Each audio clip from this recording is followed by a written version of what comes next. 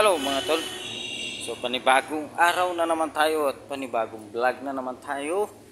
So, matagal po akong hindi nakapag-upload at nagpahinga po tayo sa pag-upload. So pasensya na po sa mga silent viewers at saka sa mga naka-subscribe po. So mga nainip na paghintay sa mga upload natin. So hindi po ako nakakapag-upload kasi busy po kami ngayon, lalo na po tuwing December, magdi-December yan. Busy po kami. Kasi yung mga alam nyo na, yung mga nagbobonus, mas marami pong kumukuha ng mga motor pag mga ganyang buwan, no? So kaya hindi po ako makapag-vlog. So kaya ngayon nakasingit po tayo. At ngayon yung mga papakita ko muna sa inyo yung mga motor natin dito, napakarami mga tol. So babaliktarin ko lang at So ayan mga tol, ang dami natin mga motor. So, mayroon pa dito Flex, no?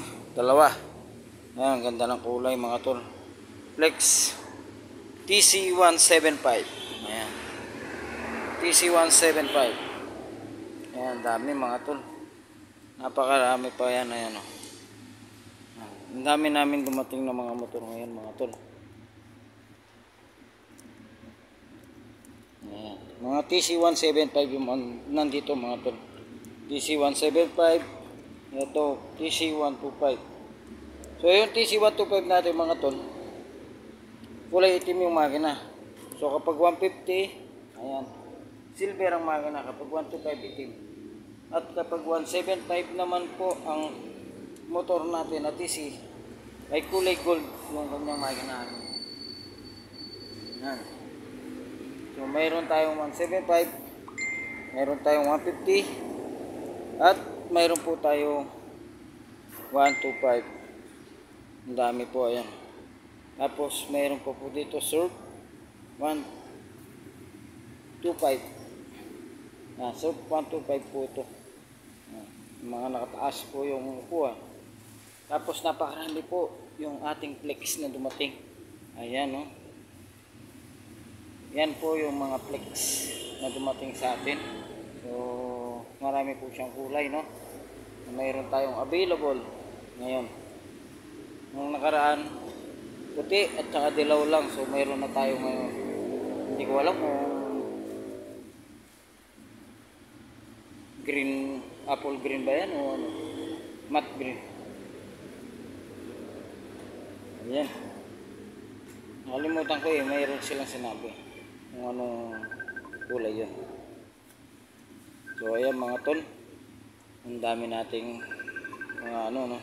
Uy, may tumatawag. Ayan. So ayan mga tol, pinakita ko sa inyo yung ating mga motor. Baba naman tayo mga tol. Mga tol, dito naman tayo sa baba. So, mayroon pa rin tayong mga 125 na Surf dito. Ayan. Sa kabila lang to, no? Kasi doon medyo nakataas doon. Ayan. So ang dami mga tol. Ayan. Wow, ang dami. So dito mayroon tayong Surf 125 pa rin mga tol. Mayroon tayong, marami po tayong mga available na kulay. Mayroong black, mayroong red, at mayroon dilaw. At mayroon din po tayo kulay pink. Ayan, mga pambabae. Ganda. Ba't ang ganda, ha? Ganda pala ng pink. Saka dilaw. So ayan, mayroon pa tayong mga 150 at saka mga 125 po dito. Ayan. So hindi ito nabawas na kasi nakuhanan na. So mayroon din po doon. At mayroon po tayong Classic 250i. Ayan. At mayroon din po tayo dito sa taas, nag-iisa 400 Cyclone 400i. Mayroon din pong isa doon sa baba. So ang kanyang makina ay 4 valve na po yan. Tapos pwede po na paggawa ng pike yung kanyang butso. Ang ganda. Palakihan na lang yung kanyang pike. So, maganda na yung tunog niya. So So mayroon din pala siyang charger dito. Mayroon din pala siyang charger. Ayun. Mayroon siyang charger. Kung magcha-charge ka ng cellphone, mayroon siya. So kung nagbibiyahe ka mga tol, kung mayroon kang handle ng cellphone dito, so kung gusto mo siyang i-charge, o pwede siya mga tol. Habang nagbibiyahe ka, naka-charge yung motor mo. Tapos ang ganda ng headlight ng mga to. Wow. LED. Ganda ng headlight ng Cyclone. Ayan mga tol. So marami pa mga tol ayun nasa harap. Yun. So ito mga tol. Lalo na to mga TC. Ito mga tol, subok na. Hindi lang po sa parting Visayas. Parte rin po dito sa Pampanga. Napakalakas na po ng ating mga TC, no? Sa bentahan. Napakalakas po dito sa Pampanga. Halos siguro kung bawat branch nakakabenta siguro no, mahigit 100 piraso kada isang buwan, no? Kasi sa amin dito mga tol, isang buwan namin nakakapaglabas kami ng 36, pero pinakamababa lang yun mga tol. Pinakamataas namin hanggang 42, 45 yan, maakyat hanggang doon. Pero hanggang 42 pa lang yun na namin, pero kaya hanggang 45 siguro. Pero nung nakaraan, itong pinasok namin na to, alam ko 42 lang yung nalalabas namin sa isang buwan. Ngayon kung medyo mahina, nasa 30 plus ka. Yan. So malaki na yun mga tol, malaki na yun, 30 plus. So parting mga Bisaya mga tol, napalakas din ito. Kasi itong mga tol, itong mga TC natin, ginagamit sa Bisaya na pang hanap buhay ng mga tao tol, pang habal-habal. So extra income pa rin mga tol, mas gamitin sila doon, no? Yun nga lang, pinapalitan nila yung gulong nila, pinapalakihan. Tapos di ko alam, parang mayroon ako napansin doon mga tol, parang nilalagyan nila ng kadena, no? Dahil siyempre sila ng mga bundok. Makikita na mo naman mga tol, talagang ang daming nakasakay sa gilid niya. May kahoy dito, may kahoy sa harap. So, sa mga gilid niya mga tol, ay napakarami na nakasakay. Dalawa sa harap, dalawa sa kanan, dalawa sa kaliwa. So dalawa sa likod, dalawa rin sa likod, sa kanan at kaliwa pa rin, no? Iba pa yung mga karga nila, no? Yung mga bag, may mga karga silang mga kagamitan. So nakasakay pa rin yung mga tol, pero yakang-yaka lang mga tol. Subok na subok ang mga TC 125, 150 at 175 ng Rusi, no? Subok na subok po ang ating mga motor. Ay dito naman po sa Pampanga, no? Halos makikita mo na po ang gamit ng mga tao dito ay Rusi. Kasi nasubukan na rin po nila, na-try na rin po nila. So ako, mayroon din po ako mga Rusi yung motor ko. So yung sa akin mga tol, siguro mga 9 na piraso na yun naging motor ko na Rusi. So ngayon ang hawak ng motor na Rusi ay 3, no? So ayun yung sa akin sa ibaba, yung may kulong-kulong. Yan, napakalakas mga tol. Kahit malaki yung kulong-kulong mo, yakang-yaka lang niya. Ayan o. Gusto nyo pagkita ko sa inyo. Ayan mga tol, yung aking kulong-kulong. Napakalakas niyan mga tol. 150 to mga tol. Makikita mo yung motor ko dito pa lang sa taas. Laki ng bubong. So kulong-kulong yan mga tol. Ayan. Ang lapad niya ng laki, pero yakang-yaka niya lang. 150 yan mga tol. Sabagay yung nasubukan ko dati mga tol, yung 125 ko, napakalakas pa rin kahit 125 lang. Ang tagal kong ginamit yun mga tol, almost siguro 12 to 10 years. Ganun katagal na yung motor ko na yun. Pero ngayon wala na yun mga tol, kasi binenta ko na siya. So medyo matanda na, kaya dinispose ko na siya. So mayroon tayo ngayon yung mga bago, no? Nakaano pa rin sila ng 2022, no? Model sila ng mga 2020. Nung nauna ko mga tol, 2016 pa yun. Yung nauna ko. Yung TC. At saka yung ano siya, MPY. Yan. Yung MPY 125. Mayroon din akong MPY 110 no. So maganda rin sila, maganda yung performance. Nasa gumagamit talaga. Kung gusto mong tumibay yung motor mo, at ingatan mo lang mga tol. Kahit ano naman, kahit branded pa yung motor mo, no? Kung hindi ka maingat at wala kang tiyaga na mag-alaga sa motor, so wala. Ba't nandito yung mga gamit ko? So yan mga tol, mga service na lang to na mga empleyado, mga kasama natin dito. Ayan yung kulong-kulong mga tol. Diba? Ang laki niya mga tol. Mga tol, binili ko ano na, buo na tong ano, kulong-kulong. So yung mga upuan niya, yung may foam na to, ako na lang gumawa. Ako na lang naglagay. So ayan mga tol. Ang laki pero kayang-kaya niya lang. Mayroon pa nga dito mga tol, bumibili ng ano namin, used oil. Yung mga used oil namin binibili niya. So ang gamit niya lang mga tol ay 125. Mga 125 din na yung gamit niya. 125 lang yung gamit niya mga tol. Tapos 2016 pa. Tapos ang buhat-buhat nung kanyang kulong-kulong ay 2 drum na malalaki. So pinupuno yun mga tol.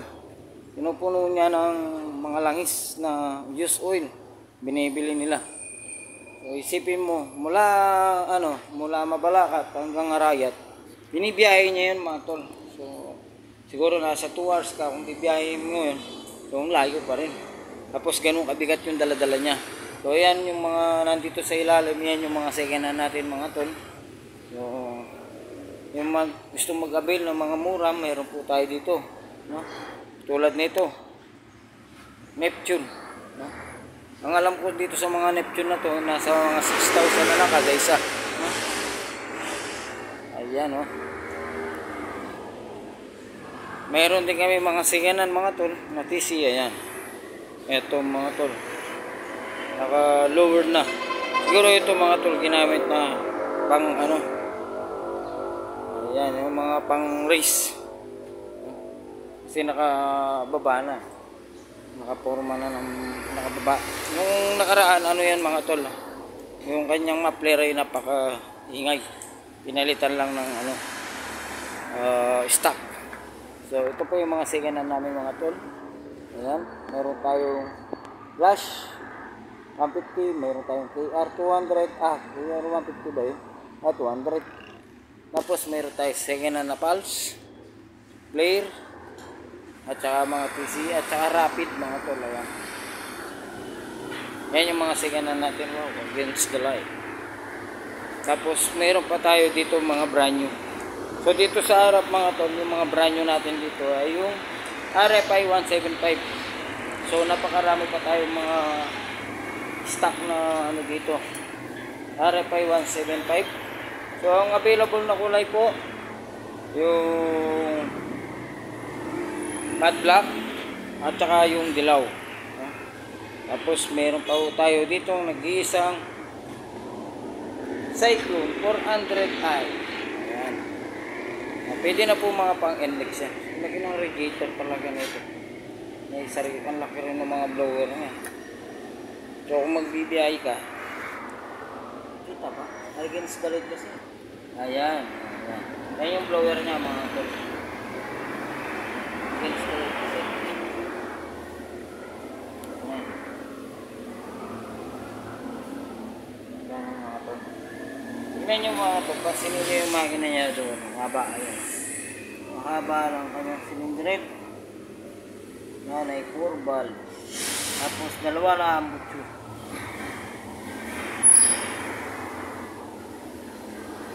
Alam ko 2 rin yung fuel injected nito. Oo nga mga tol, 2 ang fuel injected niya. Ayan.